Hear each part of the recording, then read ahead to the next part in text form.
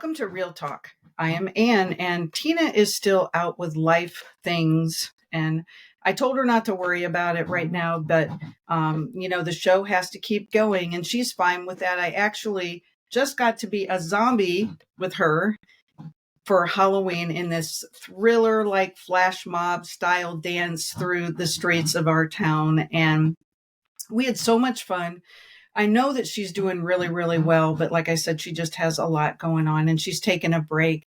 But in the meantime, we have Denise back, and we are so excited that she is here today because, we actually get to see her in person. I mean, we normally don't do this video thing. But we're going to be doing this. So Denise is back, and we're going to be talking to her about the topic fight or flight. There are actually many parts to this. There is fight, flight, frozen, and this term called fawning, which, I never heard about before. I mean, I guess I realized when I looked it up what it meant and everything that I did know about it, but I didn't know that it was called fawning. But Denise, you and I share a lot in common in that we both have gone through a lot of abuse. And I think that whether you have had one episode of complete terror or trauma or a lifetime of it, I think most of us can relate to these terms to some extent. Denise, I have to be honest. I heard something in our podcast last time that I completely missed when we were taping.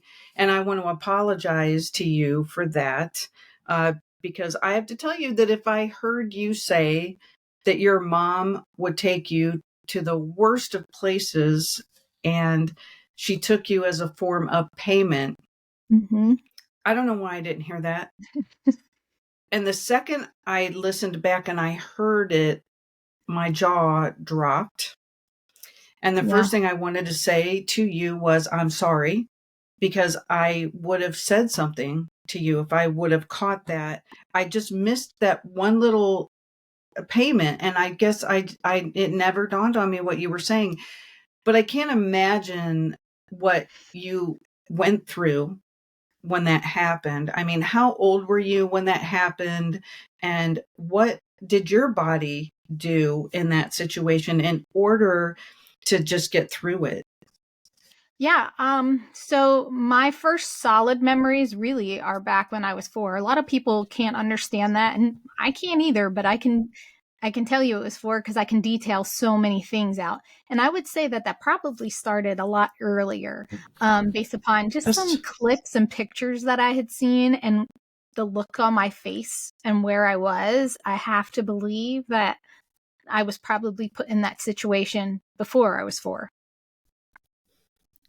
Do you know when you were in that situation, as we're talking about fight or flight today, can you actually figure out what your body was doing? I mean, there's a term called dissociation too. I mean, do you know how you might have handled it in that situation? Do you have any memory of that? Yeah, it's funny because when I recall things, especially specific things, and I can detail them out, I mean, like I can detail them down to what I felt, the smell, the sight, the sound, the colors. I can detail all of that. And I absolutely had a fear in poundings. Like I would know prior because I kind of knew where we were going, and I didn't know location wise, but I knew that it wasn't going to be where I wanted it to be.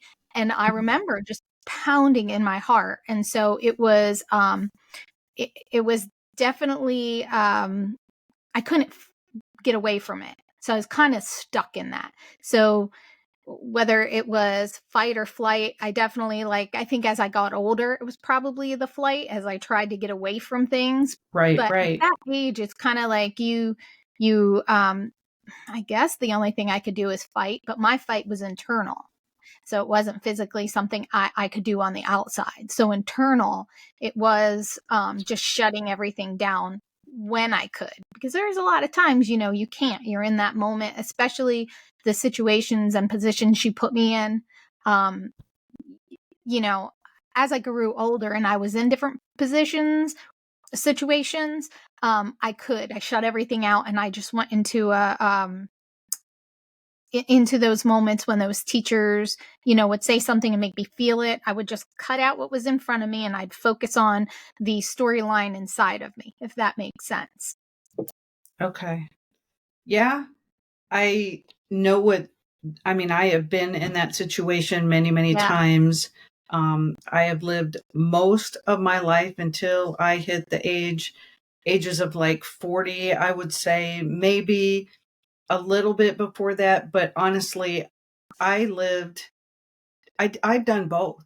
I've Mhm. done fight and I've done flight. I really do not know how in the world I made it sometimes. You know, Mhm. I have thought I've thought about that. It just amazes me, like Yeah. what we were saying about the body, it just amazes me what the body can do in order to make it. But it's a hard Yeah. place to live. And Oh, yeah. it is Yeah. so exhausting having like 20 eyes all the time everywhere, being so hyper vigilant, trying not to miss Oh, something because you're always feeling like something's going to attack you. Would you say that that is a fair assessment for you? oh, yeah. Like I think my whole life I'm 10 steps ahead. You always have to be prepared. I would you look at the worst case scenario and how are you going to react to it? I never Right. got the opportunity to think of the best case scenario because most of the time it wasn't the best case. But as I've grown older, I still do it. Like if I go in a room, I'm already Oh, prepared. What do I, who, what, where? I go by that gut feeling. And you oh almost my gosh. right?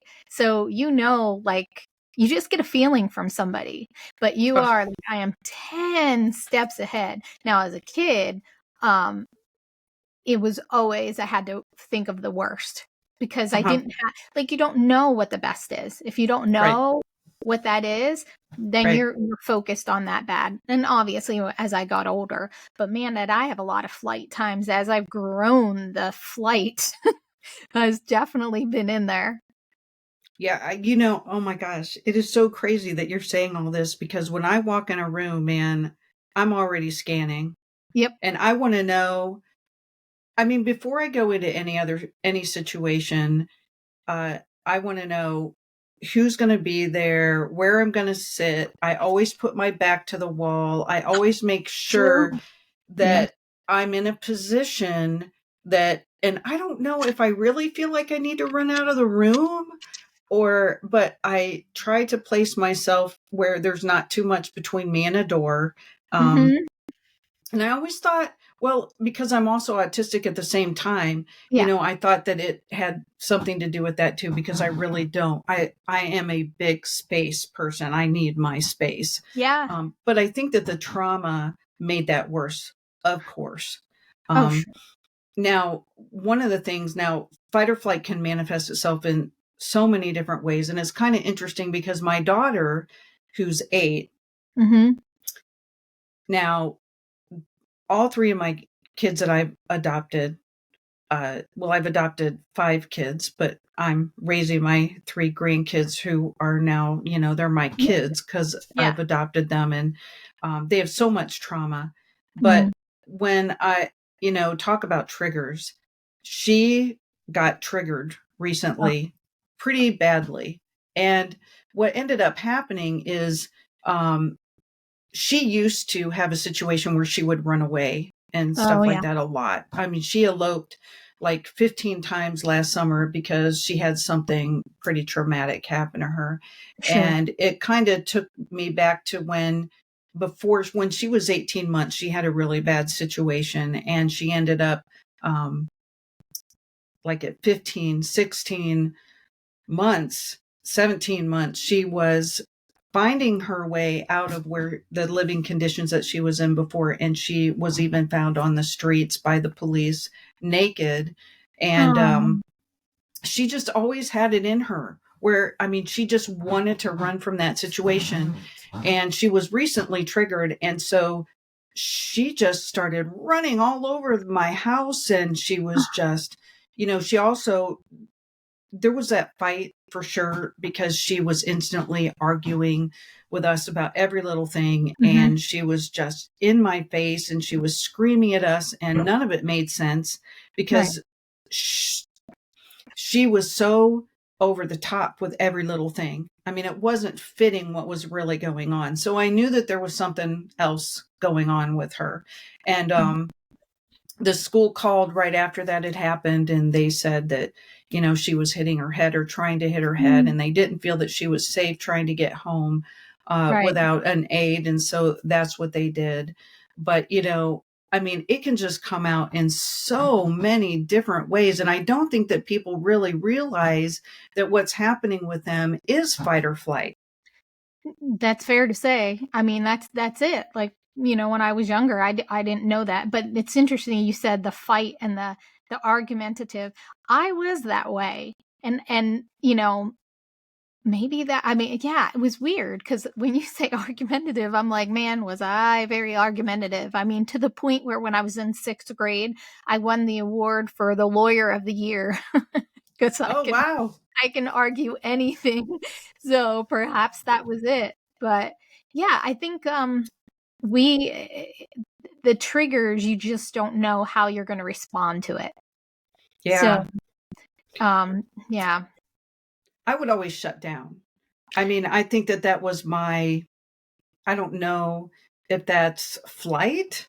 I don't like an internal flight, but I mean, I've been in, and I would unfortunately put myself into situations that would almost repeat the Yep. abuse. And so then I found myself in situations where that would happen. And then instead of being able to fight physically or being able to say no or whatever, what would end up happening is I would end up going so closed inward and internally, and I would shut down.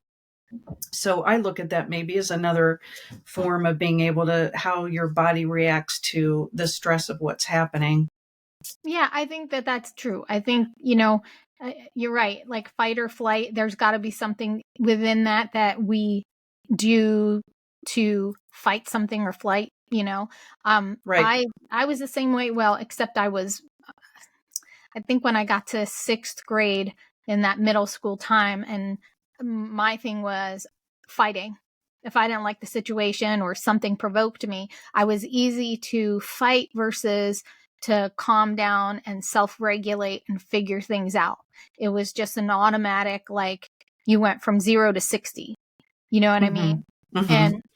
And, and there were, I could tell you tons of times, like, and I can, again, like, I always put myself in that moment. Like, I remember the moment and I remember how I felt.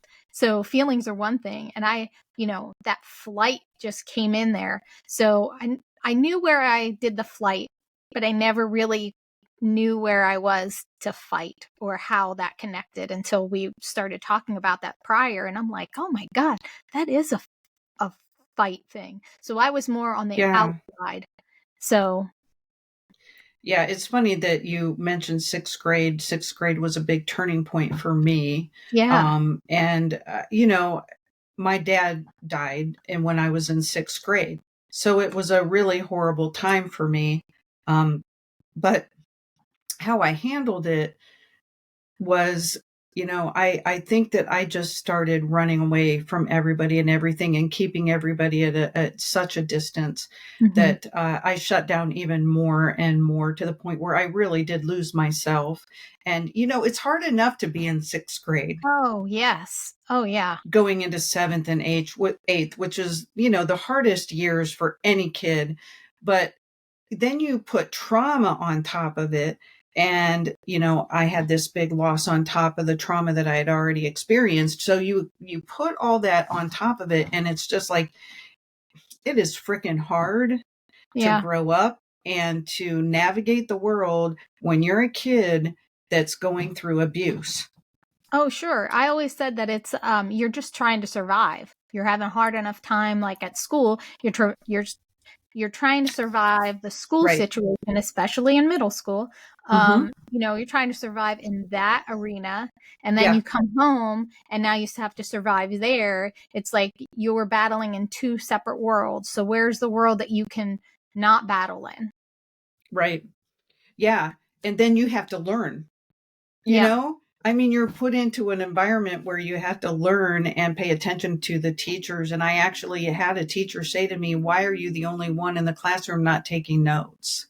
Oh, And, and it's just yeah. like, well, my gosh, let me tell you why, you know, but, I really didn't do that. I just said, I don't know. But in hindsight, I really didn't know at that moment because I didn't. But now as an adult, I can look back and I can say, well, let me give you a list of why I wasn't able to perform the way that I needed to in school, the way, the kids around me are doing. Yeah, So, when I so most of my kindergarten years, so from the time I was born till 12, which is when I went into middle school, I was bounced back and forth. So I wasn't constant with my mom. And every time I was, that's where all the chaos came in. My grandmother was a very manipulative person. So it was just a different type of abuse and a different type of mhm, trauma to go through. So, mhm. trying to navigate those two worlds were kind of complicated. But for my elementary school years, I was that kid who got honor roll. I wasn't the smartest, but I still made honor Oh, roll. I did, okay. I was the kid that did well. Like, I wasn't in trouble. I got in trouble in like 5th grade, but like my getting in trouble was I was chatty. I like to talk too much. That was my thing. But it's like when I hit 6th grade, I had moved in full time and it just went a different way. And so my grades started failing and falling off. It was all these signs that, like you said, you look back and you're like, oh my God, how did no one know that? But you're Mhm. going from one school to the next, so nobody knows your prior. So I do think my elementary school did kind of give warning to my middle school, especially the counselors, because they right away came in. But it still wasn't, I don't want to say enough, but it maybe wasn't enough because I was thrown back with my mom. So I'm learning how to fight and navigate and do all that stuff. But yeah, I mean, my grades, I really, it was like I was just there to be there in person. I don't know. I've gone through a lot and I still struggle with being able to, I'm not that person. I'm an adult, there's been Yeah. so much time that's passed and I really don't even hardly ever think about that, what happened to me. I mean, Yeah. I really, it's very rarely there. But you said in one of the episodes, uh, that you have the forgiving thing isn't there. I mean, Right. you don't think that you can forgive. I mean, when I look at what happened with your mom and what the situations that she put you in, I mean, okay, she's a teenager. I get it. She's young. She's making bad choices, Mm-hmm. and that can happen. You put drugs into the situation. It makes it worse. Sure. Um, but I just can't fathom, no matter what, as a Mm-hmm. mom, no matter how old you are, no matter what else you want to put in the scenario of being a parent, there is nothing that would make me think, yeah, I'm going to sell my child so I can have drugs. I just Mm-hmm. can't imagine. And I'm a person that really believes, yeah, to let it go, try to forgive, try to move on. But that's a tough one. Yeah, and I think that that's the thing. I think that there are people that can forgive, and I think we each kind of go through whichever way we need to kind of further ourselves in life. But I got stuck because I kept hearing everybody, well, you have to learn to forgive because that's the only way you're going to heal. You have to learn to forgive. I'm like, well, that is how do you forgive someone for that? And I understand that her life probably growing up was not ideal. And I'm sure she had gone through things. But again, I think about myself and Yeah. all the things I went through. I do not repeat anything with my kids. I can't, like you, I cannot fathom being that way. No. So I came to accept, number one, that I don't have to forgive because I can't. But that doesn't mean that I can't still be on the journey to healing, because it's that I hear so much about, oh, I forgive and that's how I can move on. Well, my thing about how I move on is that I just don't give her the power in those situations, right? Okay. So it's saying, well, you don't have control anymore. I don't have to forgive you, but I don't have to constantly make you in every thought and every moment. And I do think Okay. that came really once I cut off contact with her. And then it grew more and more evident that that's what I needed to do as I've gotten older. Yeah. So I'm okay for not forgiving. And I know that there's a lot of people out there that are probably stuck like myself, who had constantly heard you have to forgive to move on. No, you don't. We don't all have to do that. And it's okay not to be the person that says, well, I could forgive. Because, like I said, these situations, there, you cannot change your perspective on there. You cannot, like, come up with an answer as to, well, I'm so sorry that you went through yada, yada, yada. So no, I don't forgive. But I know that I'm going to still heal. I just have to make in my mind that even though I don't forgive you, I don't have to have you in my every thought and every moment. Right. And Right. that is something that I will continue to grow as I get older. I don't think that there's an end point to that. Even if you forgive, I think that there's still people who, you know, grapple with that. So, Right. yeah, I mean, that was one of the things that with my speaking and being able to connect with other survivors, like, I know for me, I would have needed to hear that, in order for me to be able to move on and say, no, I can, not forgive yet still grow and heal. Well, You know? everybody's journey is different. Yeah, I mean, we can't what works for you, and there's no canned way of being able to handle a situation like this. I mean, it's everybody has to handle it the way they correct. need to handle it for them. Yeah.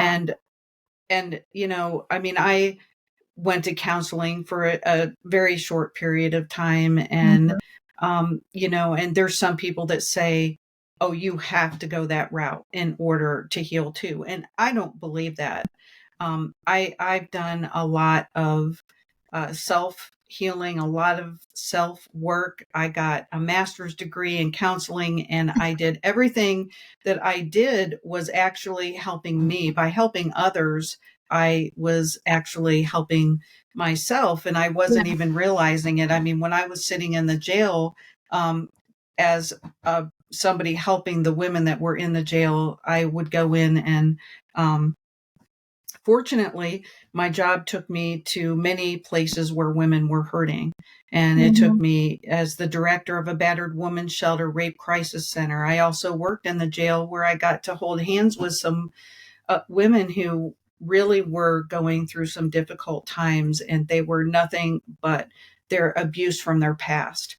Mhm. And the definitions that who defined them was their abuse and the things that they did, uh, because there they were sitting in jail, and it was trying to break through all of that to let them know, no, you're still a very special human being, and yes, you might have done this, or you might have actually killed somebody, because that was one of my favorite women in the jail of all time was somebody who had done that and was going to be serving most of her life in jail after that. But she taught me so much, and we just broke through those barriers, and just being able to help her helped me.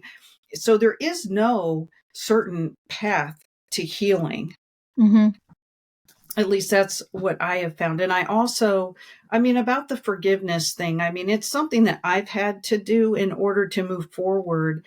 But I have learned that I rid of toxicity. Yeah.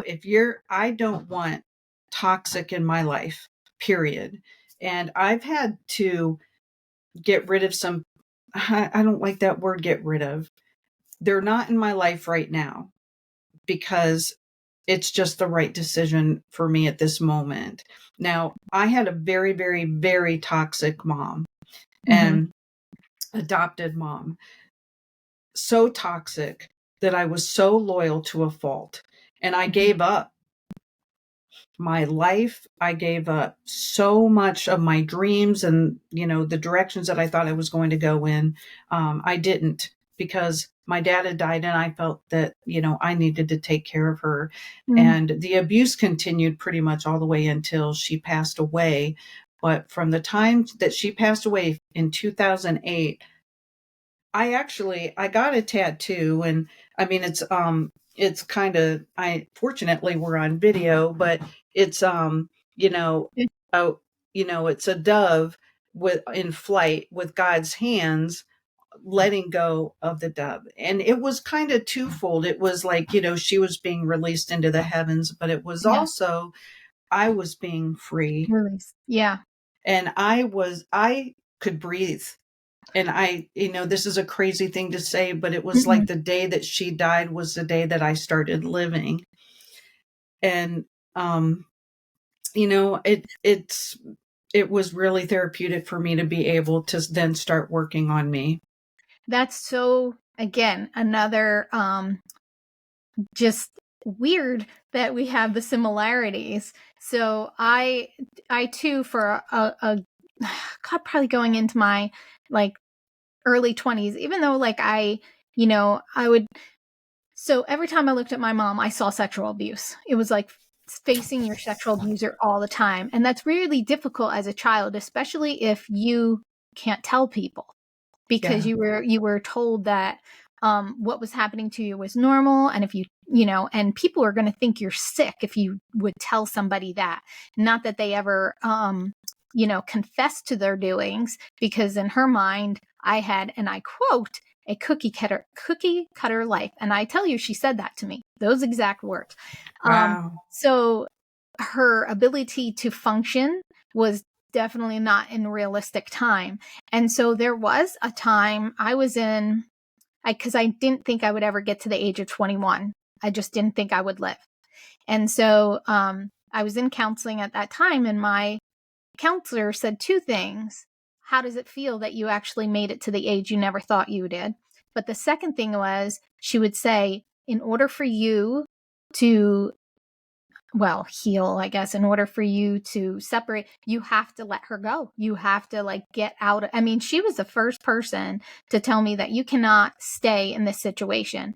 And I remember saying, well, my mother's so naive and people take advantage of her. Somebody's got to protect her. Yet she Hmm. wasn't protecting me, but yet I wanted to protect her. So I went Isn't through that that. crazy? Isn't Yes. And that it was like, crazy? wait, it gets better. So it was it was 2014 when I was holding my son. He was just getting over a seizure. I was sitting on the floor and I was Mm. getting texts constantly.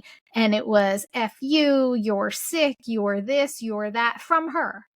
And so it was like, I'm holding my son. I looked at him and I looked at that phone. I'm like, I finally had the courage. Now, granted, I wasn't in New Jersey where, I grew up, where she was. I was in Nebraska because my husband was in the Air Force and we were stationed there. Mm. So part of that gave me courage, knowing that at least, I'm over here and I could cut everything. There was a freeing feeling with that. And it really didn't, I still struggled with it because there was that fear, I got to go back to New Jersey. I'm going to have to do this. Will I see her? How do I separate myself? So I still had that constant eggshells, you're constantly walking on eggshells.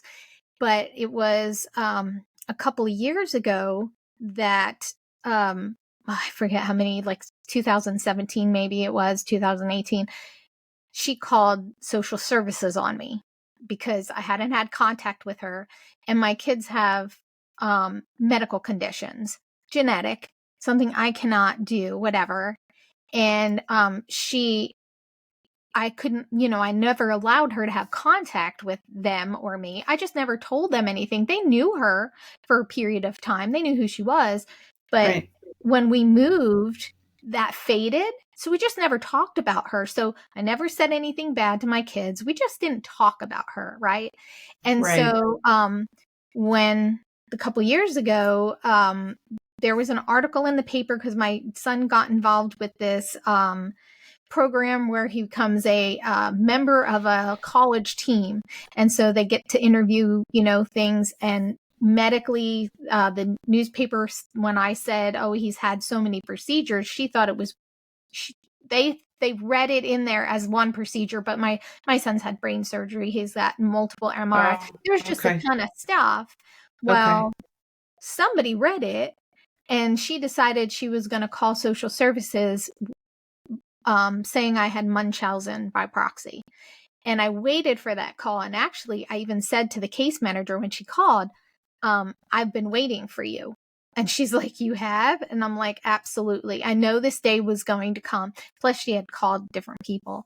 But that, again, that couple, years down the road, she tried to manipulate herself into my daughter's email boxes. And my daughter's like, I never really, again, talked to her about it. But we had to say something to her because social service was going to come and talk to her. And my husband and I were like, listen, there were choices made that we had to do to protect you. And why? Because sometimes people make bad choices. And, that was all we said. We didn't say anything else because she needed to answer them accordingly. We had nothing to fear, nothing to hide. I mean, it is according. And the Mhm. geneticists and all the doctors were mad that this even happened. So, of course, they said there's no way that this, whatever. But I tell you that because I had to go to court. I finally had the courage to go to Oh, court, and I wanted a restraining order. And unfortunately, the whole court, she was on the phone because obviously different states. It was so chaotic. Even the judge was like, what the heck is happening? mhm. To say that it ended up being where the judge was like, how long do you want this to happen? And I was like, how long can you give me a restraining order from? And she's like, only 2 years. She said, but I would like to put into place a no contact order, but you have to agree to that too. And I was like, absolutely, I have no reason to contact her. I want her to not be in our lives, non-existent. And so the day that that judge did that, I became free, like on that part. But I still had my grandmother. And Oh, about a year, so I was already free now from my mother, but I still had to navigate my way through my grandmother. And I did have to take care of her for a while. She had a medical thing and she got dementia and from oh, or whatever. But the day she died, I didn't cry. It was like I took a deep breath and finally, I was like, and you that's when I know, became free. So I know that was a that's, lot to say that, but it led up to I had to free myself from two people. well, I was at my adopted mom's deathbed. Okay. Yeah. Um, it was coming to midnight and it was getting close.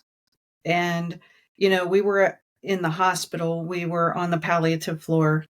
And so the nurses start coming in and everything. And I did not go up and hold her hand. Mm. I did not go near her. I stayed at the end of the bed. And I have felt a little bit guilty for that. But I never would touch her. I'm Yeah. always, I would always keep my distance. And that didn't go away when she was passing away. I mean, like I said, I guess there is a little bit of me that feels guilty about that. I was in the room, and so was one of my daughters. And then when I went over, and I mean, the nurse went over to her and noticed I wasn't doing anything. So she held her hand as she passed away. And then she said to me, do you want some time? Do you need to? And I went, no, I'm good. What do we Mhm. need to do here? Do I need to sign something? Do we need Yeah. to? And she's like, yeah, you need to. And so I was Yeah. like, okay, we did that. And I said, all right, bye. And I yeah, mean, yeah. I mean, I don't know. It's just, and I've often thought about that. And also I want to say, as far as like, I got that tattoo. Um, and then do you know that one of her friends who saw the tattoo, she tried to like remind me of who she was, and that she said, not knowing that that's what she was doing, she said to me, now, would your mom have approved of that tattoo? And I was just like, well, no. And that's why I got it, you Yeah. know? I mean, just, Yeah. but, Yeah. yeah, I mean, you're not going to control me from the grave. I mean, and unfortunately, that does happen. And Yeah. the person who does pass away, where there was a lot of abuse, they do end up controlling us even from the grave. And the amount of, in that fight or flight and everything else that goes in it, when they did all that stuff to us, lots of times it doesn't just go away because they pass away. Right, right. I think it's triggers, right?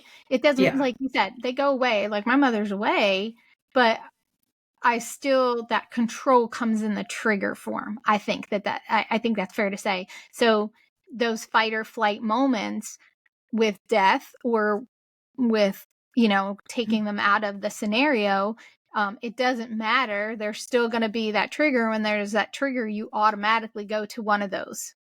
right. That's Oh, my yeah, philosophy. So you're right. It's not, you know, my grandmother being in the grave. I mean, I don't have a lot of triggers for her. She was just very manipulative. My triggers really come from my mother, who is still alive.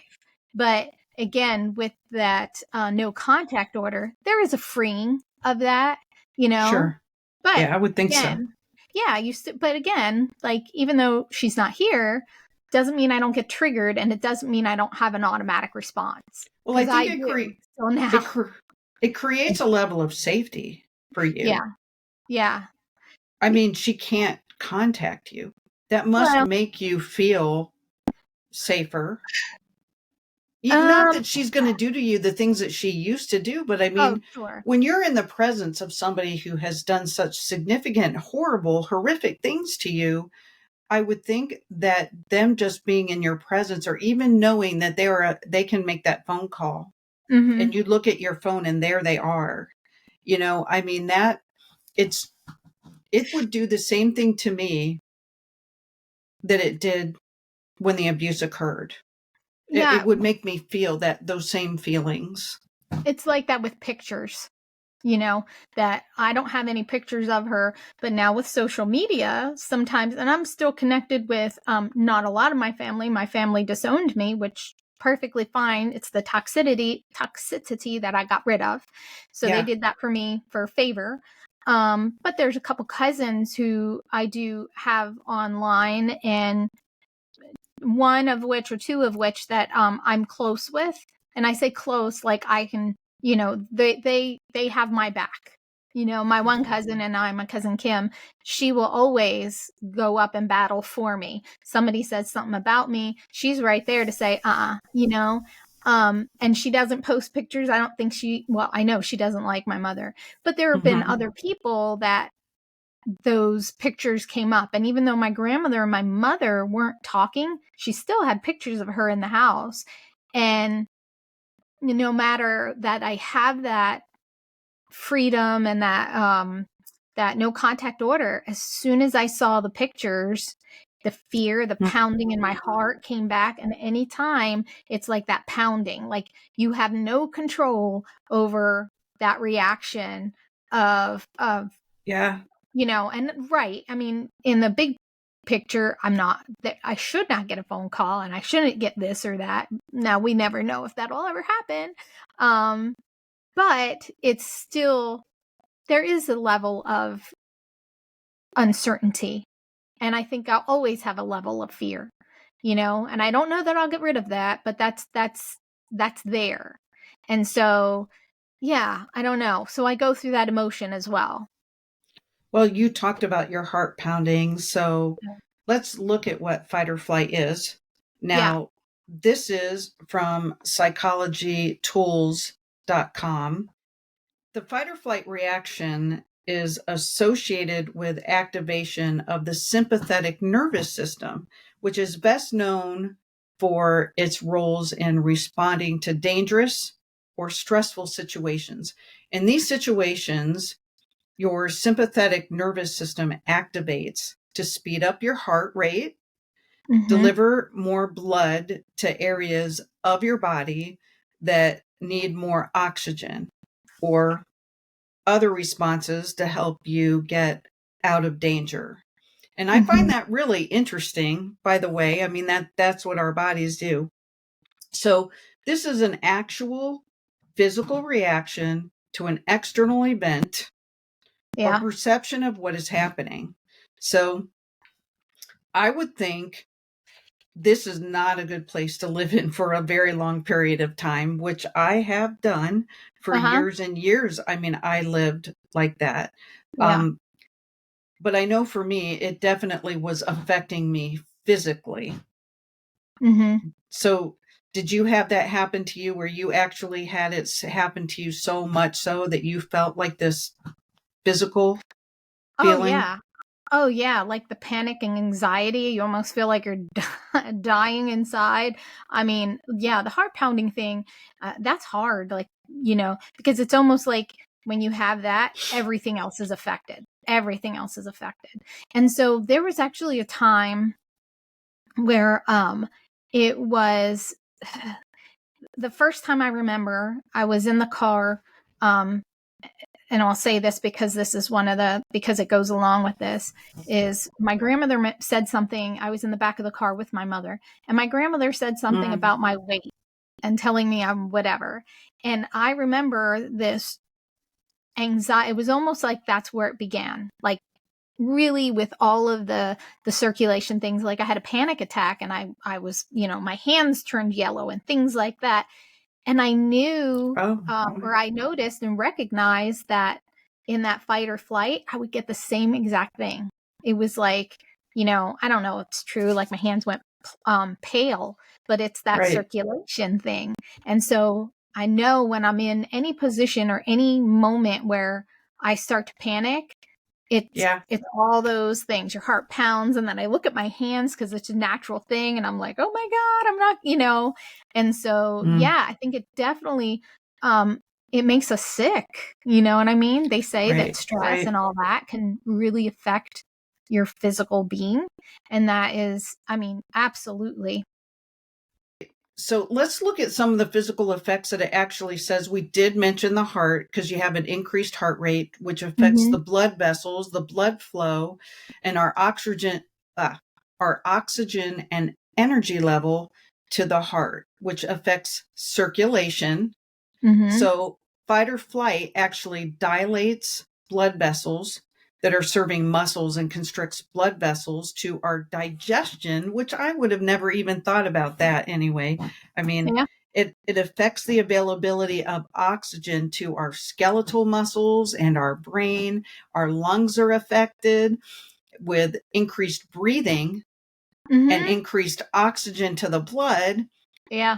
And also it affects the liver. I mean, it just affects so much of our body systems. Our skin becomes pale, which you talked about, I did. or as flushed, Mm-hmm. as blood flow is being taken away from the non essential parts of our body to go to the other parts. Our eyes dilate so more light can come in so we can actually see better. I mean, isn't that crazy? Because I've never really even thought of any of, I mean, some of it obviously with the heart, but I mean, whether you believe in God or not, I mean, to me, this just shows how miraculously our bodies have been put together for all this to happen to help us deal with a threat or Mm-hmm. or a perceived threat to me. I mean, it's miraculous that God or that knew what our bodies would need in times of threat. I mean, Oh that's yeah. just amazing. And It's it just proves too how hard our bodies work in order for us to stay alive. oh yeah. It's like a survival tactic. It's Right. given to us to be able to survive. Right. I mean, WebMD actually adds more physical reactions to fight that we are all familiar with, stuff that we know. I mean, like tight jaw, grinding of our teeth, an urge to punch something or someone. I mean, that's kind of funny. But yeah, I mean, to protect yourself, a feeling Hmm. of intense anger. You need to stomp or kick, crying in anger, a burning or knotted sensation in your stomach. I mean, just all of this is our way of trying to make it through this difficult situation. Yeah, and I want to say something to that. It's funny because that the feeling of intense anger and the punching, I did do that. I used to have that. I would, you know, almost knock my knuckles onto a chair, whatever it was. It was like I Oh, needed to physically feel something. You know what I yeah. mean? And it's crazy because that is exactly what I used to do. And I used to fight, which probably wasn't the best thing, but You mean you know, physically fight with oh, other I people? physically, yeah, yeah. I mean, Oh, I don't picture you doing that. oh yeah, I spent middle school years getting into fights left and Mm, right, and okay. no excuses. But man, like I would battle if somebody said, "Go, take care of this person." Okay, and it was like an outlet for me. No Okay. excuses. So I Oh, understand that okay. that is, not an excuse. But that's what transpired. Like that Okay. rage and anger was a release to be able to, like, that was my fight. I'm going to fight Yeah. through it. You know what I mean? I So, would hit walls. I mean, and it's been a really, really long time since I did that. But, we used to, this is kind of funny, but in other places that I've lived, not here, but we had pictures in like the strangest places because there would be a hole in oh, the wall. Yeah. I yeah. mean, it didn't happen very often. And I really, like I said, I haven't done it. I can't remember the last time I did that. But yeah, I did used to do that. So, Oh, yeah. When I couldn't um physically punch something, and this is what I do. I still do this.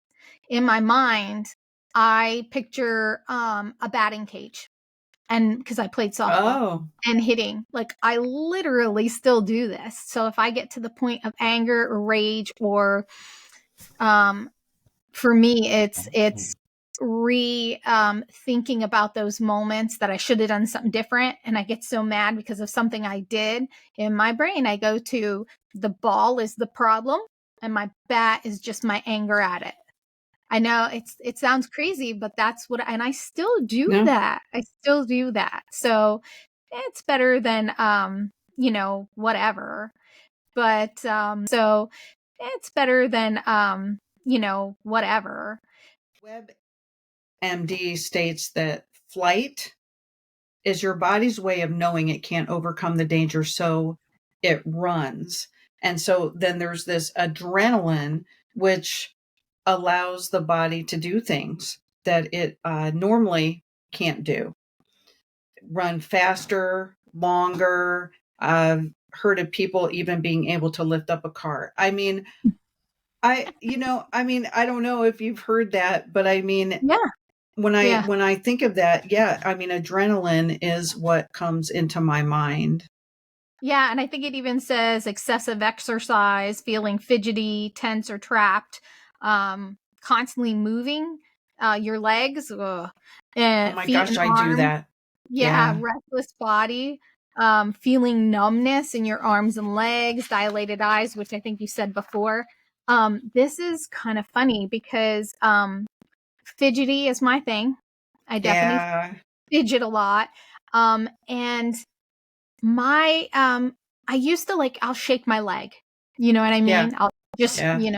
tap my leg or whatever. But I don't wiggle it. It's really crazy. It's a defined thing of what I do because I get triggered if, like, somebody's moving their foot, doing this, like they have their foot crossed, their legs crossed, and they do that. That's not a good thing for me. So for me, I do my shaking of the leg, especially like in those situations where you want to leave and you can't. And you're like, how Yeah. do I get out of this? How do I get out of this? I want to Yeah. run. And so, yeah, it is. It's like that restlessness. And I'll tell you something else about the restlessness that I think goes along with my flight. This restlessness is that, for instance, there was, and I didn't really, first of all, I didn't understand the fight or flight until we were talking, and I'm like, not today, but as we were talking before, my daughter actually brought up fight or flight because she's in psychology for a psychology major. Um, was There was a moment where I one summer spent a couple weeks with a cousin of mine. She was a distant cousin. I had just met her. It was on my father's side. I didn't know them. There was everything, came together, and her and her husband had my one cousin and I come stay because her and I had relatable situations. And then I went back by myself. And this house, my cousin was like the greatest mom. She gave me the best role model to look at and say, that's what I want to do. I mean, very attentive to her kids. Her kids were number one. She would cook them lunch. She would sit down. They would say grace, and I had never done that before. So that was a little made me like cringe because I didn't know. Like I didn't feel I was out of place. But something that happened, and I realized this flight, was they argued about something.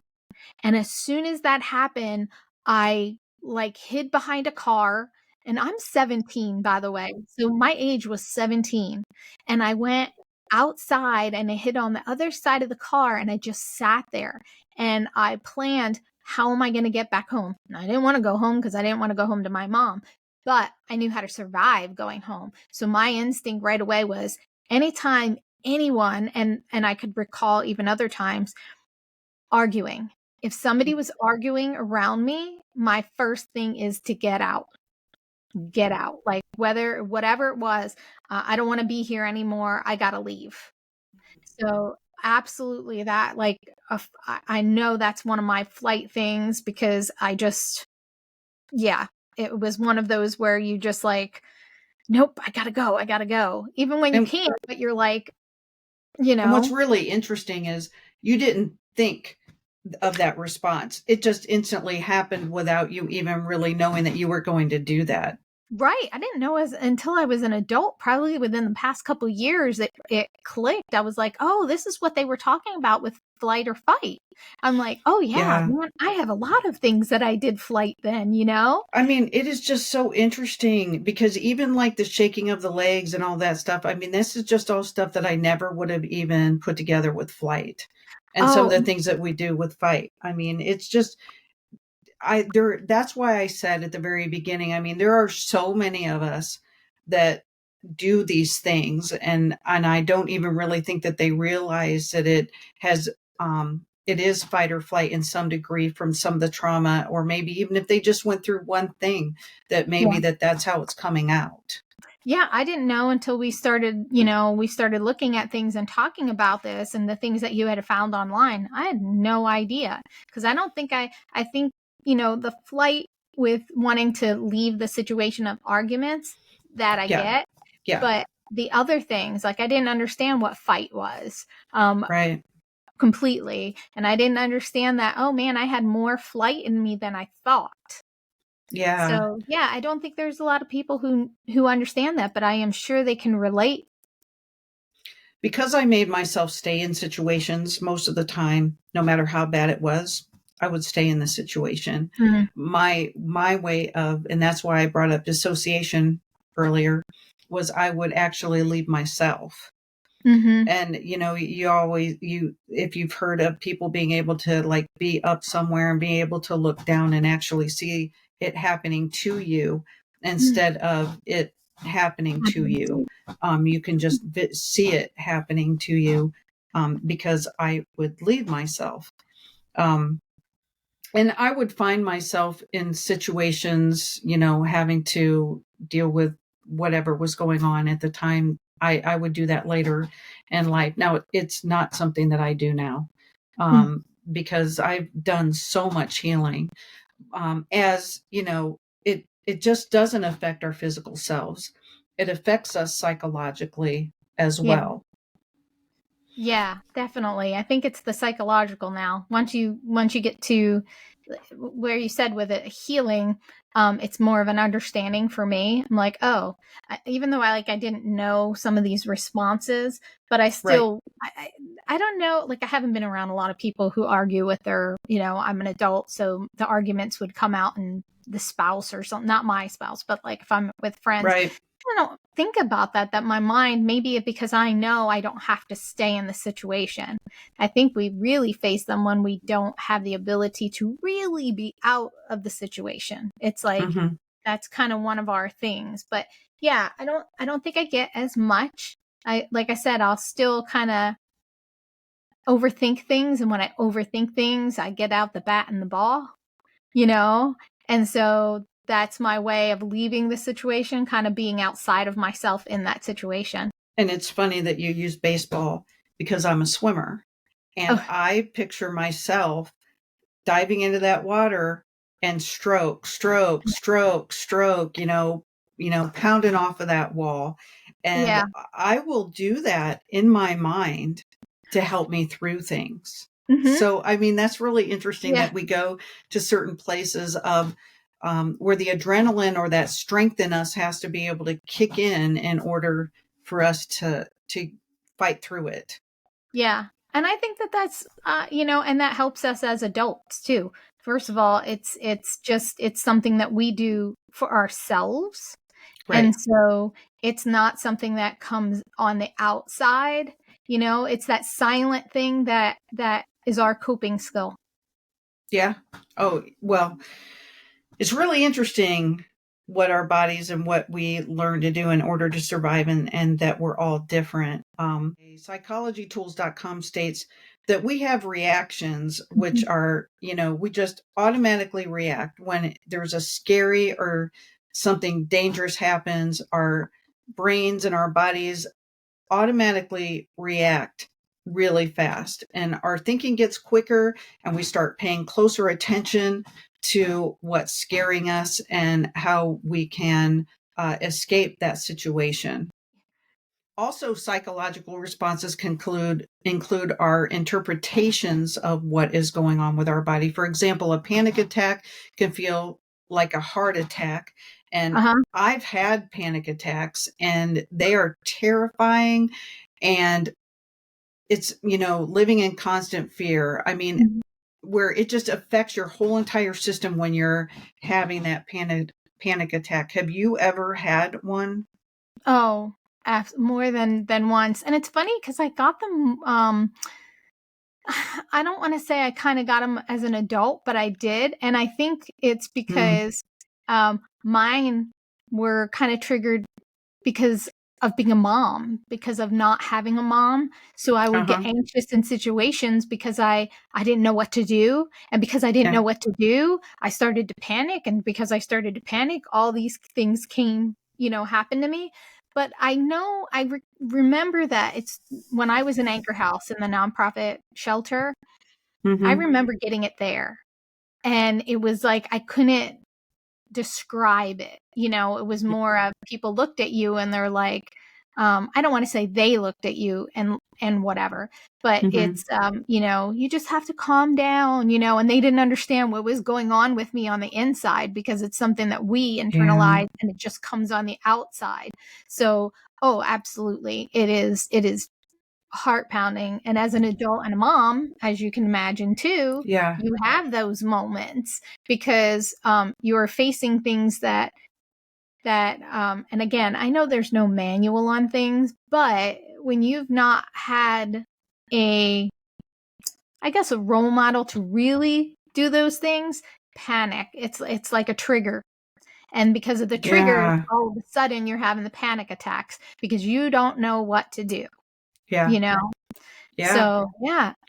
I mean, I ended up at the doctor in my 20s, and when it said that you feel like you're having a heart attack, I mean, I always felt like there was something wrong with my heart or something, and or just me in general physically. And it was because I was living like that for so long. So I ended up at the doctor, and they did every test. I mean, Mhm. they went and they did all these, tests on my heart and everything, and there was nothing wrong with me. Yeah. It was just that I was feeling this constant panic, and it Yeah. was affecting my heart. I mean, there wasn't anything wrong with my heart, but it was affecting my heart. I guess that's the right way to put it. Oh, yeah. Yeah. And it's hard because, you want an answer to something. Well, tell me that it's this. You don't want to believe that Right. it's something psychological. But it's okay. I mean, as we understand these scenarios, but we still Yeah. get that, is it really that, or are we just having now I'm thinking, well, what's the panic about? And it could be something so minute. Right. Fear, perceived or real, is real. I mean, it's real. No one could have convinced me that it wasn't real. And I had been hurt, I had been terrified, and I just couldn't shake it. It was as real on day 20 as it was the day that it happened to me. I mean, it was Mhm. as real months later, years later. And, that is real trauma. However you want to define it, it's trauma coming out in a constant fear state. Yeah, I am. It's like I hate to keep going back to triggers, but when you have Well, something that triggers you, yeah, you go into that I mean, uh, I'll always say, that what's the Maya Angelou thing? People will forget what you say, people forget what you do, but people will never forget how you made them feel.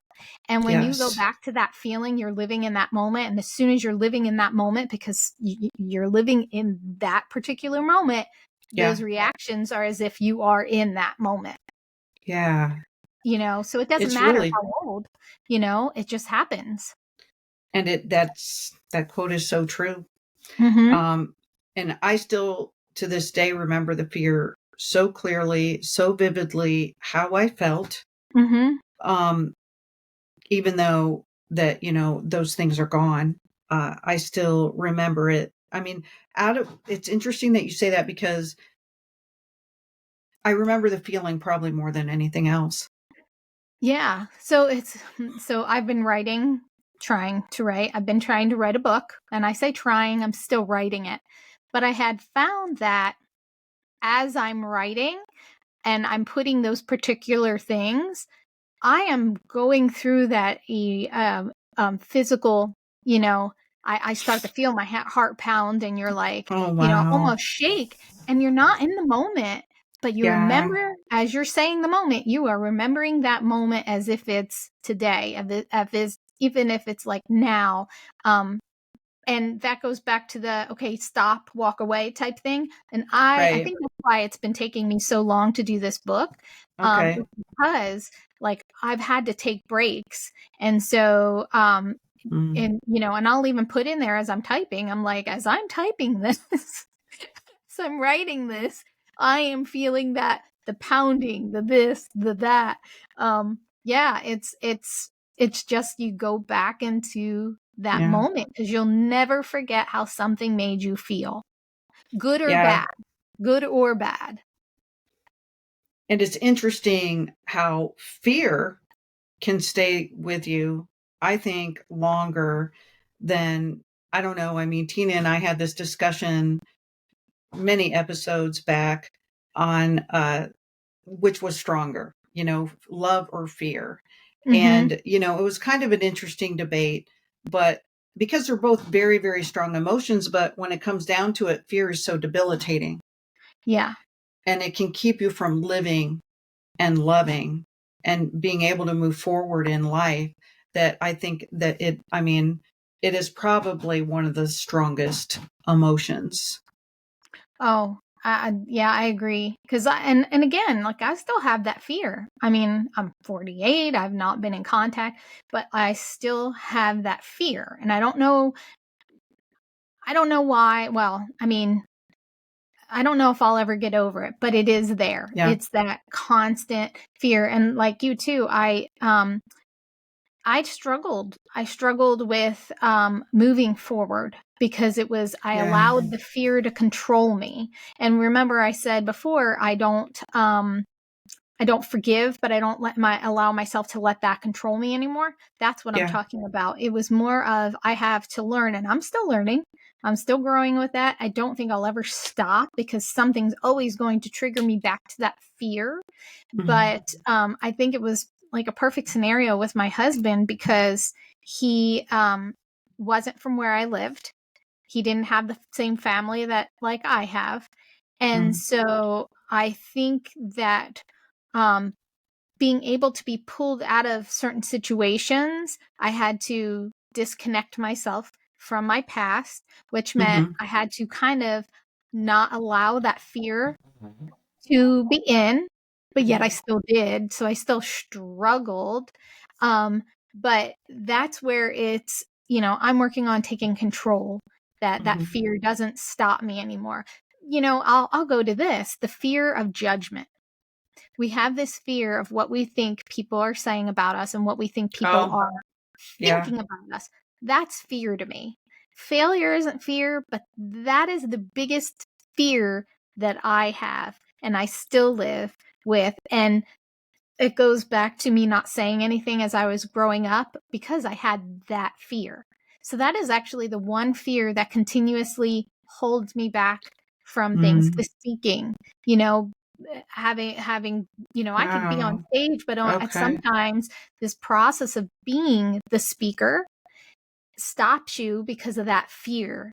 And so that's what I continue to work on to say that I can't allow that fear to control me anymore Mhm. because I have to let go of what I think people are saying, what I think people are doing, because I think, or people are thinking, because I think we have that.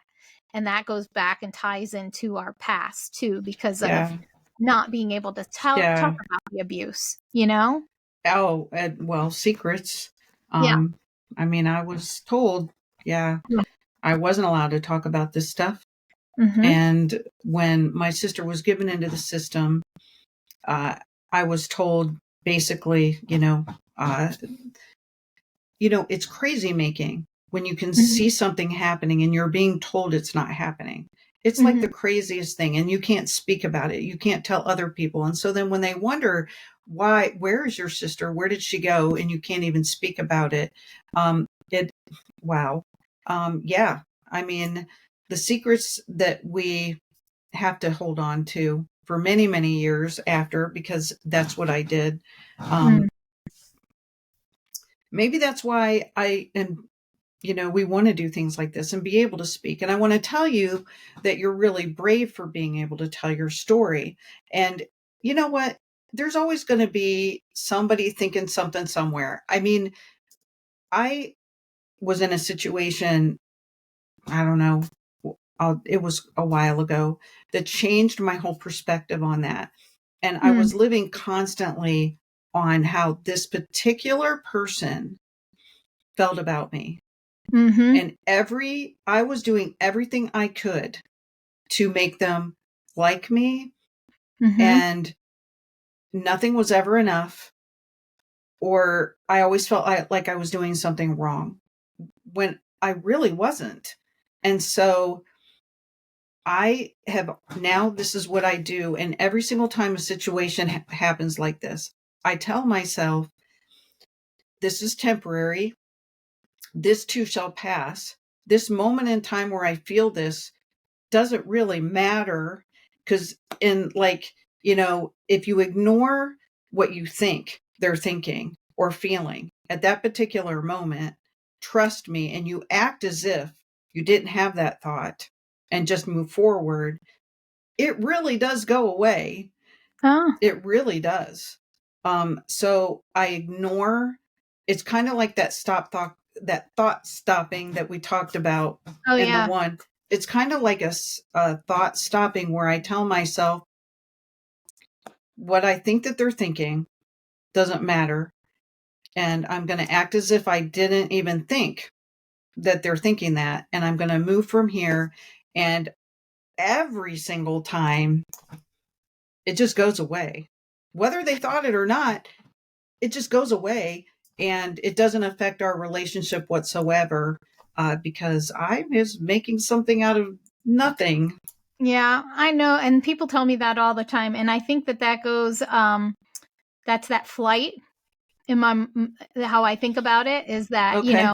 when you're going to do something and all of a sudden, like you get into that mind thought of, I don't want people to think about me that way. And I don't want people to say something that way. So I'm going to Yeah. stop everything, and you fly away. It's like, you're like, okay, I'm out of here. I'm Yeah. just not going to talk about it. I'm not going to think about it.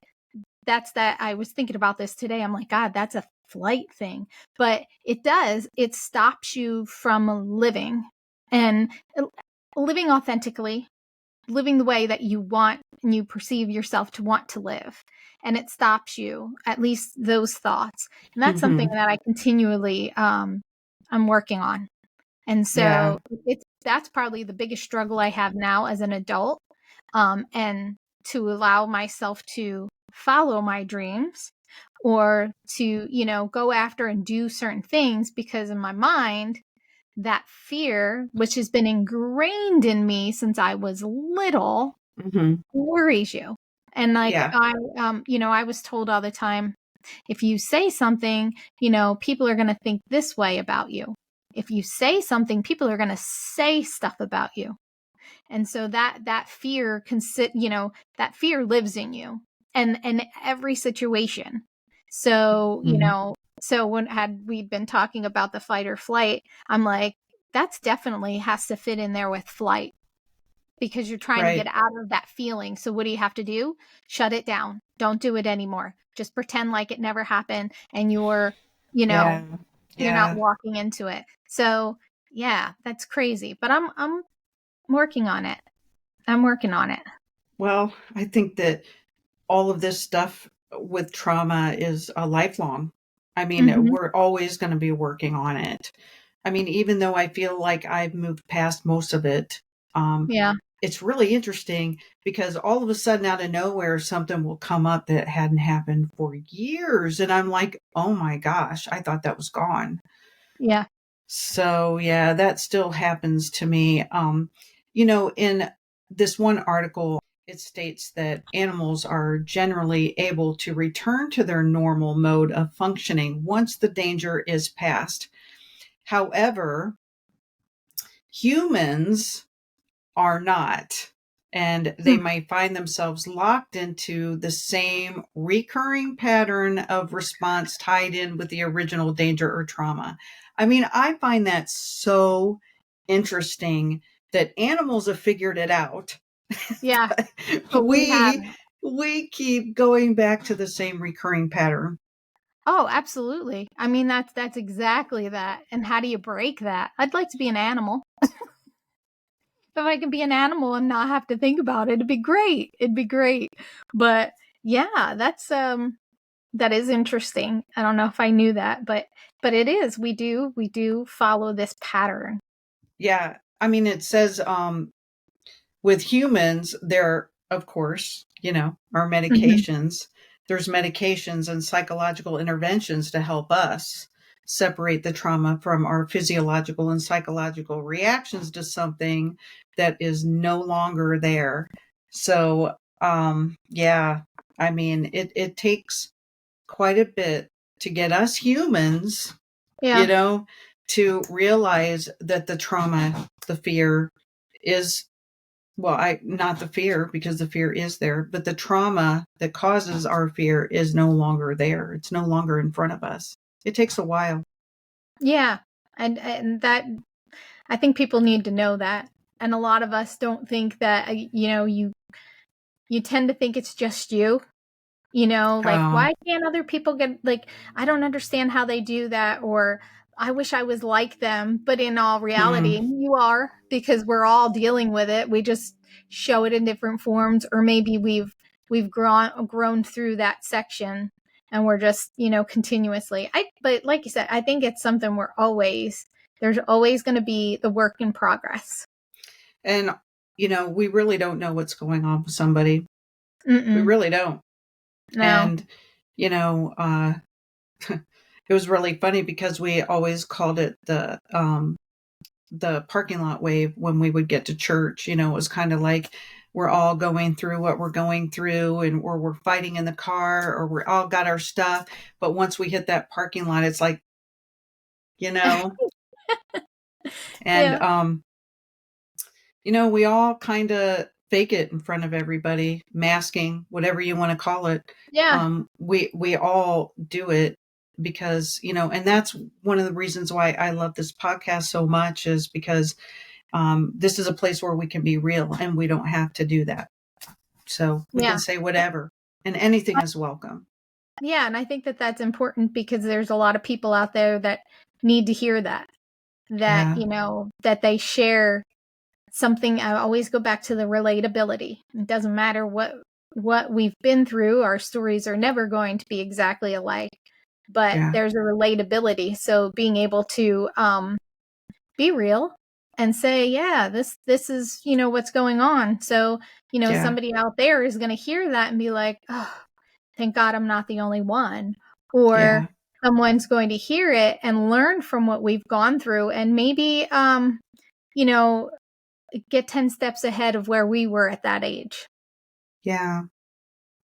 Well, I mean, we've gone through it, and if we can help one person Yeah. by sharing our story and letting them know, you're not alone. So, I mean, that's what the purpose of this is. This is the purpose of you telling your story. And it's also healing for ourselves. And it goes back to when, we were told that we couldn't Mm-hmm. talk.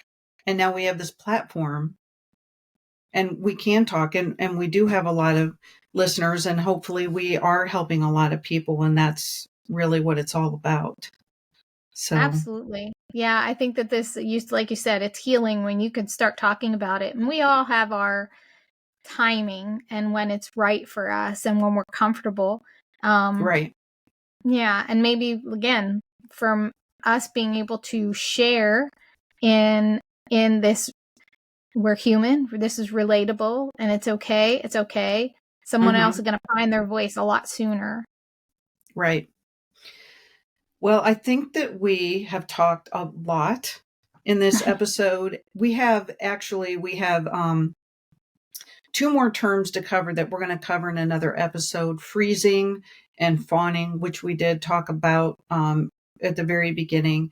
And we'll learn more about what that Yeah. term means. But we want to end with a quote, like we always do in Real Talk with Tina and Ann. Your mindset is your primary weapon. And that was by Jeff Cooper. What did you think about that quote? Um yeah, I never thought about that. That's something like that's yeah, you're yeah. Now I got to think about how I'm going to use that.